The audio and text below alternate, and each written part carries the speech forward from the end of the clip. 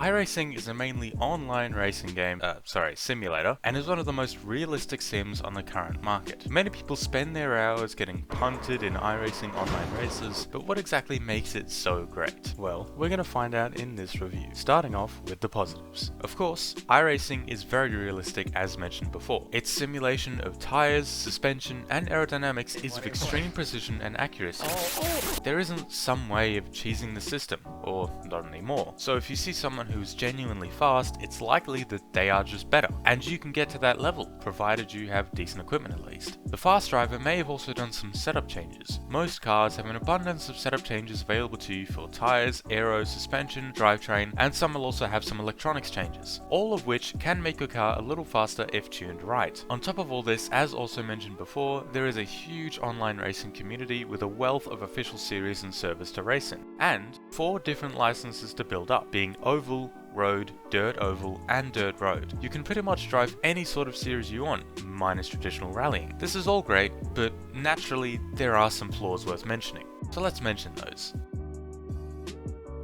First off, there's no rain. The community has been asking for it for quite a while, and while it is said to be in the works, it isn't out right now, although it will hopefully be added soon. Aside from this, iRacing is subscription based, which may immediately turn some people away. However, it isn't as bad as it sounds. You get several free cars and tracks with the subscription, enough to take part in some rookie level series. For 1 month, it's about 13 USD, or a little less for first time signups, so make of that what you will. But there are other options, such as 3, 12, or 24-month subscriptions, so you don't have to constantly pay every month. One other thing worth mentioning here, the currency in the iRacing store is always USD. I haven't found a setting to change it, but there might be one. It's not huge, it just means that you may need to double check through a currency conversion to make sure you're all good before you buy, but it's worth noting as it's a bit annoying for non-US users. Every additional car and track is also $11.95 and $14.95 USD respectively, which is also a bit annoying, but just keep that in mind if you plan on doing many different racing series to start off with. Speaking of starting off, I would not suggest this as your first sim. It is pretty accessible, but also quite unforgiving, so if you don't know much about how to drive properly around the track, you may drown. iRacing does have AI racing, however, I have very little experience with it. What I can tell you is that it's alright. It's nothing noteworthy, and it's definitely not a reason to start playing iRacing, but it's very good if you want to do some racecraft practice in a specific car and track without the loss of rating if you screw up. And there's no offline career mode, only the licenses mentioned before, which are built up through online racing.